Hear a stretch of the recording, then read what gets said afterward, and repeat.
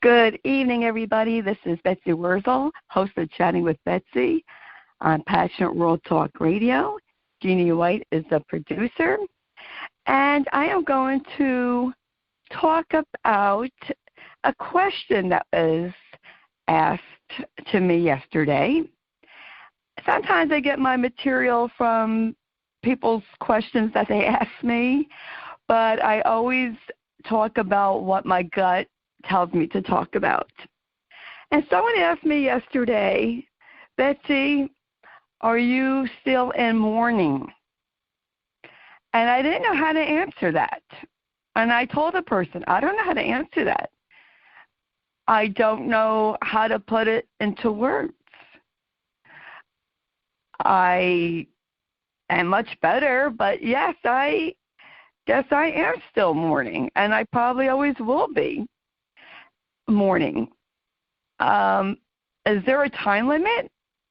Why do people think there's a time limit? Why do people think that mourning or grieving ends at the funeral? I want to read some definitions. I usually don't read notes, but I Googled the definition of mourning, and I want to share it with you. Mourning is the expression of deep sorrow for someone who has died, typically involving following certain conventions, such as wearing black clothes. You know, mourning can be according to your culture. Some people wear black clothes. Some people cover their mirrors. Some people wear torn clothes for a certain period of time. Some people don't go to parties or concerts for a year. Those are conventional situations. And I was curious, as the definition, what is the difference between mourning and grief? Grief is the internal meaning given to the experience of loss. Another way of defining mourning is grief gone public, an outward expression of grief. Mourning is when you take grief you have on the inside and express it outside yourself. I don't know why people say the things they do. I would never personally ask someone, are you still mourning? I mean, I just would not do that. That's a very personal question. And some people, like myself, would not know how to answer that. Excuse me. So I want to talk about not only is it different when you mourn certain individuals. For instance, I lost my father 8 years ago. It will be July. That was a different type of grief than it was to mourn my husband, because it's two different relationships. And I'm sure, without a doubt, that losing a child is a whole different other grief experience, one where I would not want to experience myself. And I know people who have lost two of their children, and I honestly don't know how they have gone through it. I personally, folks, I don't know if I could go through that myself if I lost my son. I think I would literally fall to pieces. I think that would be the last straw for me. And just thinking about it makes me want to cry.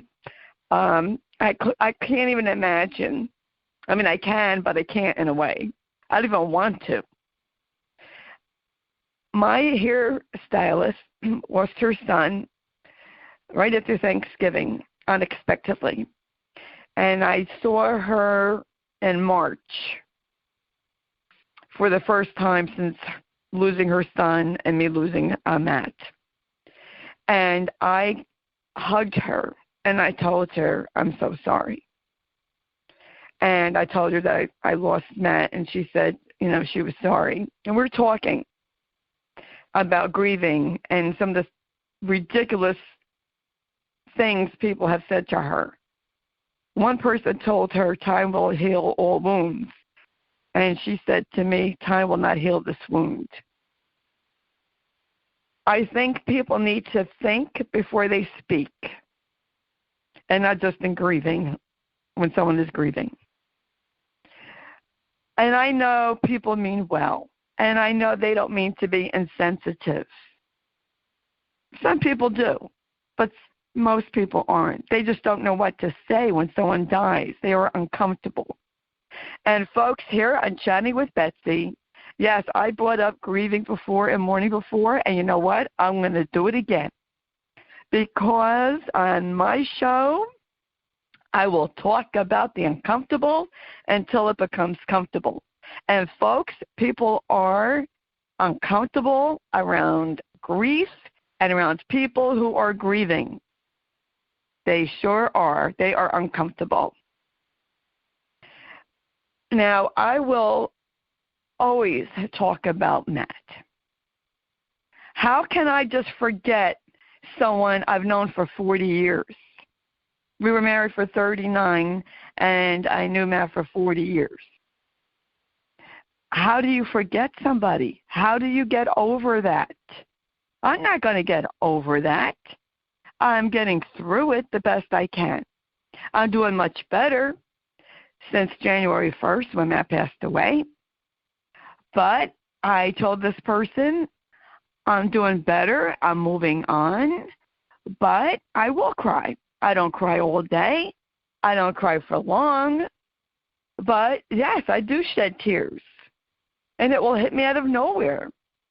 I could look at my closet all the time, and then I could look at my closet and see Matt's clothes, and I'll start to cry. I fill out a form at the doctor's, and it says, marital status, and I cry when I mark widow now. And just because someone may appear to be moving on doesn't mean inside they forgot their loved one or that they're not grieving or mourning, whichever you want to call it. Don't judge people by what they do or what they don't do following a passing of a loved one. We as a society, I think, we are not taught how to handle loss. When our child loses a toy, or they might lose a friendship, we try to make them feel better. We don't want them to be sad. When people lose a loved one, we don't want that person to be sad, but they are. And other people try to make it better. You can't make it better. You can't make it better. All you can do is be there for that person who is grieving and just hug them and give them an ear to hear them out without judgment. And yes, I do talk about my experience with that, with hospice, and how horrible it was. That was my experience. And I am going to talk about it. And I was proactive in complaining about it to the right people. I know it's not going to bring Matt back. I wouldn't want him to come back the way he was. I'm doing it so they don't treat people like that anymore. Because when I see an injustice, I cannot turn my head. And I cannot shut my eyes to an injustice, especially when it's my family. So you can't make someone's mourning feel better. You have to let that person heal in their own time. Just be there for them. Just let that person know, hey, I'm here for you. You want a hug? You want me to listen to you? I'm here for you. And you know what, folks? It might even be best just to say to someone who lost someone, I love you, and I care about you, and I'm here for you. Please don't say to people they're in a better place or they're at peace. If I hear that one more time, I think I'll scream. I know Matt's at peace. I know he's in a better place. But Matt is not here with Josh and I. And we miss him. And we will always miss him. And that's a fact. That's reality. Okay? We will always love and miss our loved ones. And no amount of time is ever going to fix that.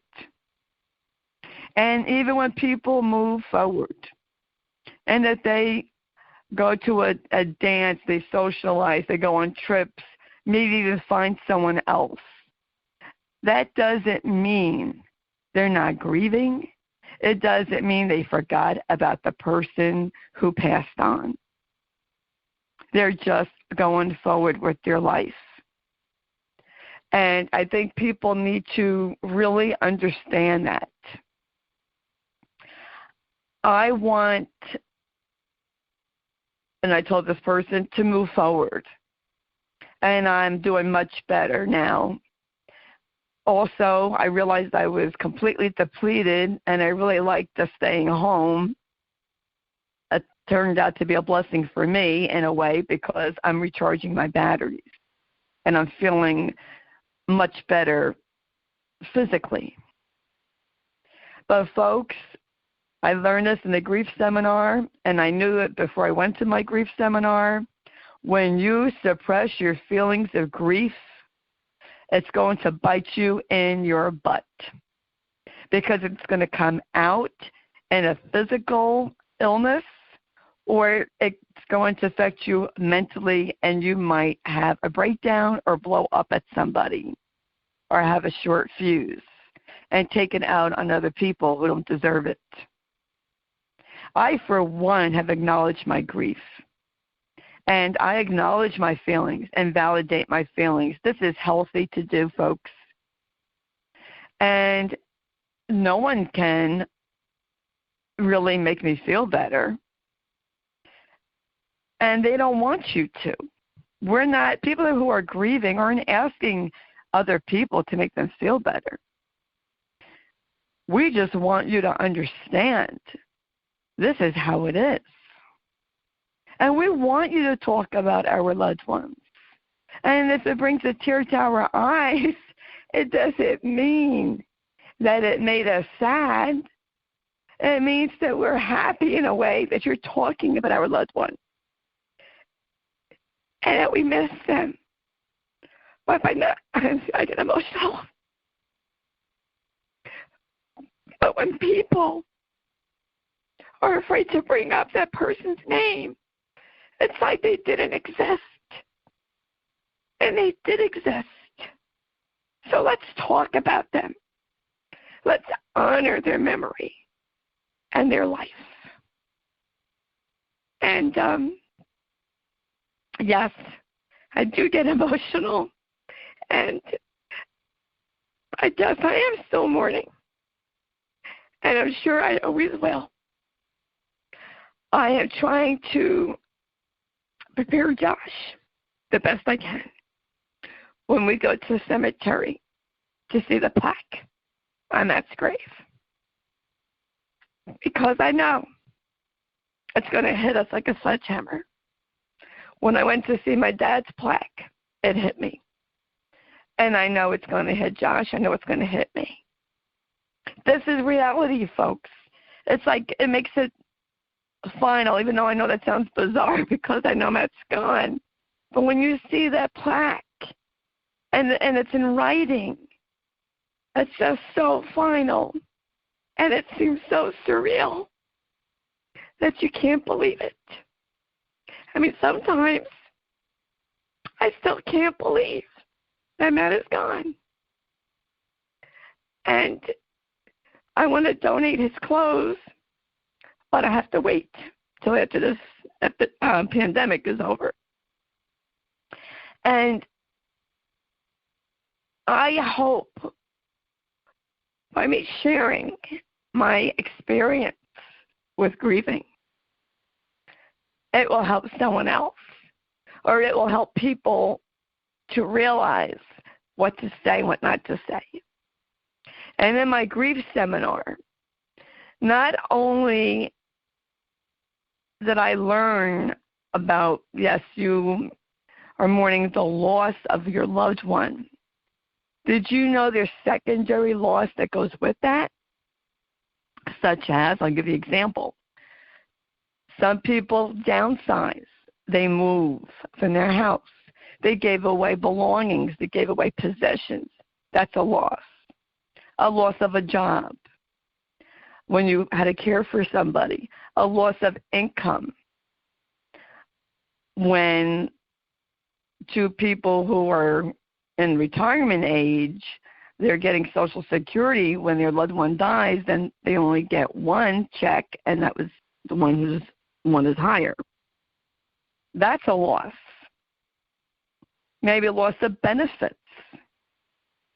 People mourn the loss of a pet, especially if they don't have children. I don't have a pet. I don't know what that loss is like. So I couldn't relate to someone who lost a pet because I never had that. And folks, it's these other feelings of loss that come with it, loss of companionship. When you lose your partner or your spouse, that's a loss of companionship. Maybe a loss of friends and socializing because they feel uncomfortable because you don't have your spouse. I have often heard of that, even way before Matt died, especially widows, that they don't feel comfortable with other couples, or women are afraid that the widow might go after their husband, which I think is kind of absurd, but these are things that people think. It's very difficult to readjust to a different life. It's what I call, and I said it in my previous shows, the new different. And I am not happy that Matt died, but I want to share with you, listeners, what I'm going through and my experience, just like I share with you my experience of caregiving. I made mistakes in dealing with people who were grieving when I was younger, and I didn't know any better. I didn't know what to say, what not to say.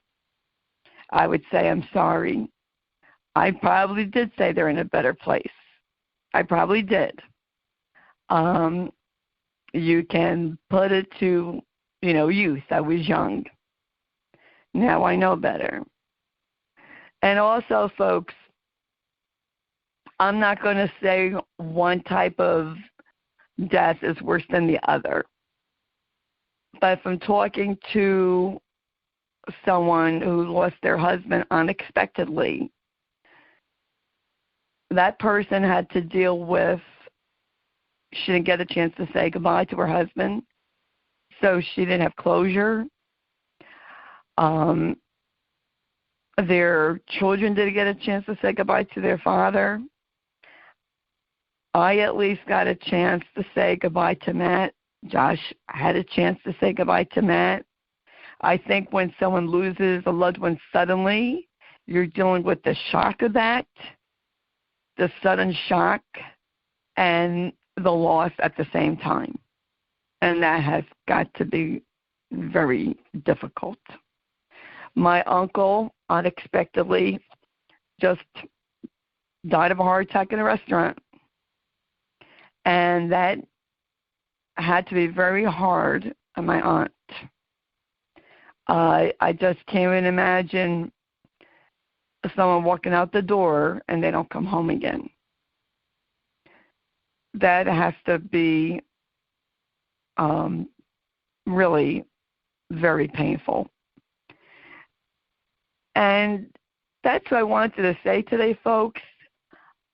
when someone is grieving, mourning, whatever you want to call it, just be kind to them.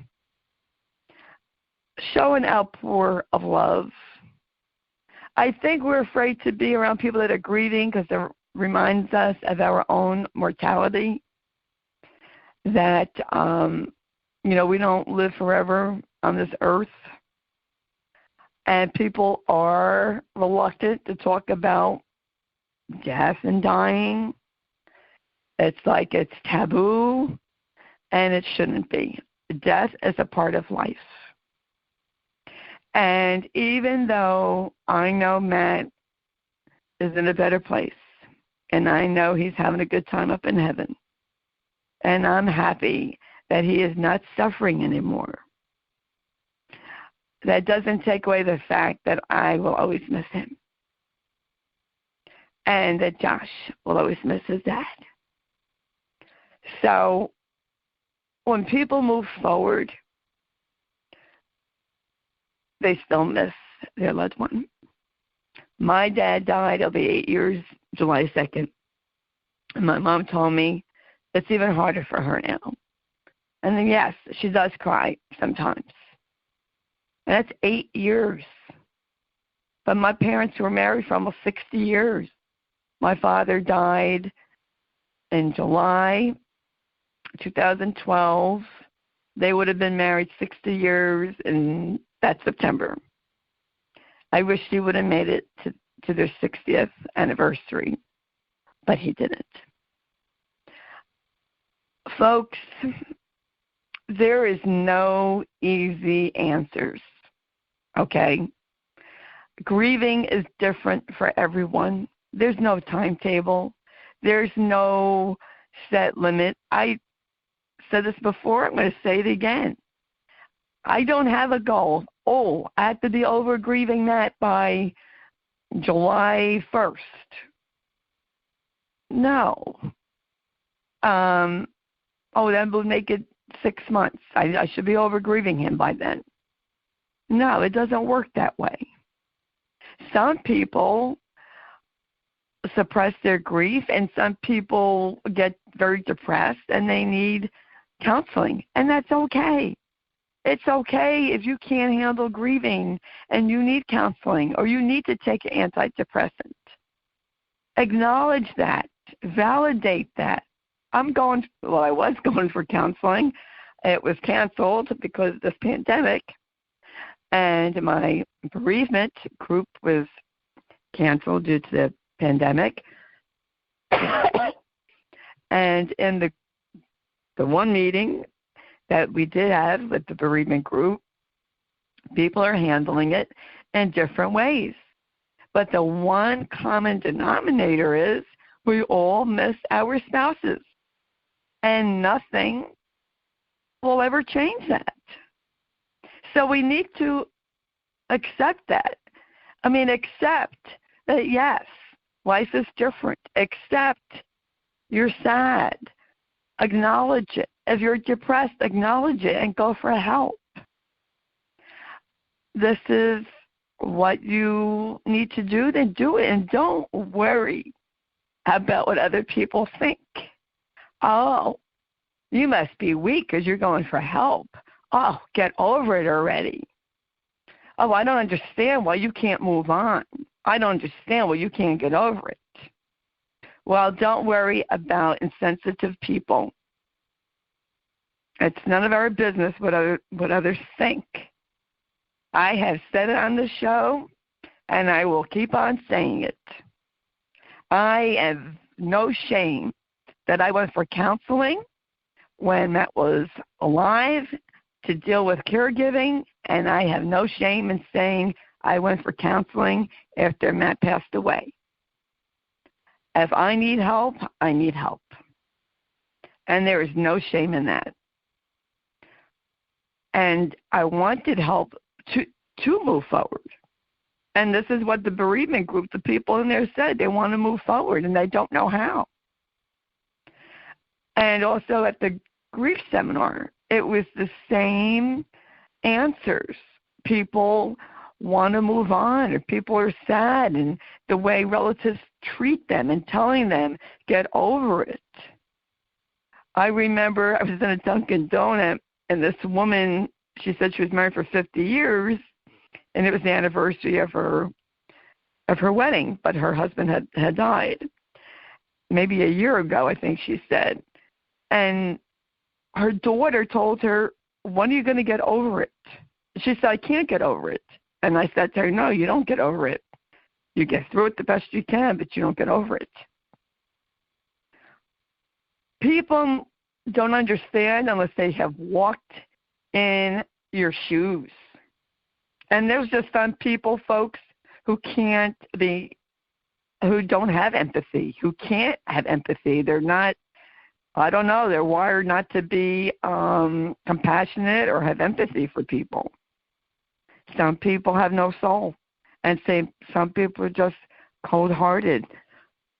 Excuse me, you're not going to change those people. Don't waste your time trying. If they can't accept you as you are, then you don't need them. Now, that might sound harsh, but that's just the way I feel. People who want to judge me, criticize me for speaking my truth or saying how I feel, let them. I don't really care. I will continue to speak my truth. And I will call people out on things because that's how I am. Wasn't always like that, but that's how I am now. Excuse me. And I want to encourage parents to let your children grieve and let them tell you how they are grieving. And I know I just interviewed my son Josh about that. Let them tell you how they feel and keep those lines of communication open. And if they tell you they're still mourning or they're sad, acknowledge and validate their feelings. They will always miss their dad or their mom. It's really not a one-size-fits-all situation because everyone is different. Everyone feels different. Everyone grieves differently. And that's why we shouldn't judge what people do or don't do. I have a quote I want to read. We're taught how to acquire things, not what to do when we lose them. It's by John W. James from the Grief Recovery Handbook. And you could probably check that out on Amazon if you're interested. Some people mask their grief because they're afraid of what people will say to them, because they're afraid of judgment. And those of us who haven't lost a spouse or a child or a parent should not criticize or judge because we don't know how we would be in that situation. I can't even imagine watching my son, God forbid, suffer with early onset. And I feel for those parents who have children with early onset or some other type of dementia and watching your child suffer. I mean, I'm a parent, I was a wife, and it's one thing to see your spouse, but it's another entirely different thing to see your child suffer. When Josh had to go for tests in the hospital when he was 18 months old, my heart just broke. And he was healthy, but he was getting tests to see why he was delayed. And I was saying to myself then, and it's over 30 years ago, what would I do and how would I handle it if my son had an illness and then he had to go through treatment? Didn't even think about Alzheimer's at the time. I don't know. I really don't know, folks. I just want to encourage people who have lost their loved ones that you have a right to grieve how you want to grieve, as long as you want to grieve. That's your right. You do what you feel is right for you, and don't worry about anyone else. And men especially who are taught, especially from my generation, hide your feelings, men aren't supposed to cry, and all this other nonsense. You have a right to cry. You have a right to feel how you feel. I thought it was very touching in my bereavement group that one man was in tears, and he wasn't ashamed to be in tears that he lost his wife. I think it's wonderful when a man can show compassion and show feelings. And I'm proud of my son for that. And he's not ashamed.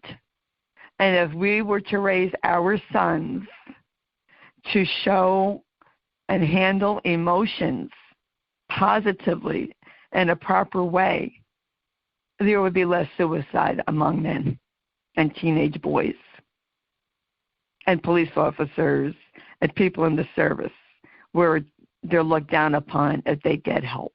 And they shouldn't be looked down upon for getting help. When you realize you need help, folks, that's not a weakness. That's a strength.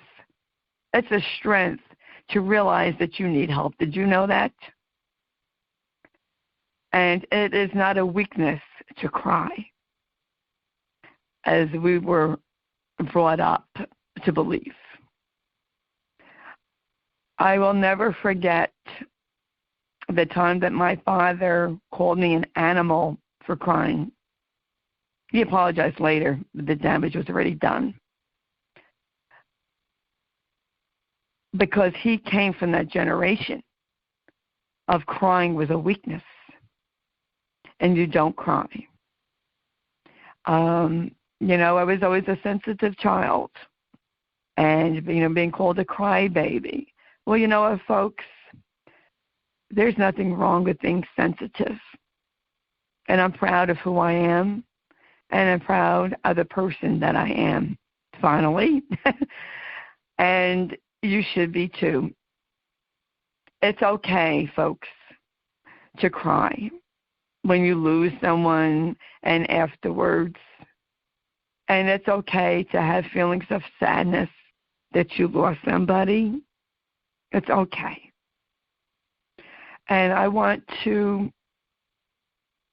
encourage people to do what helps you, as long as it's safe and legal. Now they're all canceled because of the pandemic, but there are many bereavement groups out there. There's Grief Share. There is, which is faith-based. Not everybody likes it, but some people do. I get their daily emails, and I share it with Josh. Just accept how you feel and go from there. And that's my show for tonight, folks. Thank you for listening. And please share the audiocast. Excuse me. And please share the blog that Jeanne White writes. And Jeanne does a wonderful job with that. Thank you, Jeanne. Thank you to Lillian Caldwell for having Pastoral Talk Radio and giving people like me a chance to talk. And if you have any topics you would like for me to talk about, you can leave a comment. You can PM me. If you would like to be a guest on my show, you can send me a PM. You can follow me on my page, Betsy Wurzel, Wurzel. You are welcome to join my group, #Kick Alzheimer's Ass Movement on Facebook. We accept all dementias, people who have dementia, people who don't, people who just want to be educated and be supportive of others and to feel inspired and empowered to advocate for yourself. You can check that out. And once again, thank you for your support. And you can shine bright, folks. Be the light that you're meant to be. Be the person you were meant to be. Know your self-worth, and you are worthy, and you are good enough. Don't worry what others think or say about you. This is Betsy Wurzel, host of Chatting with Betsy and Passionate Role Talk Radio. Till we hear from each other, or till you hear from me again, I should say, be well, be safe, and be blessed. Thank you. Bye-bye.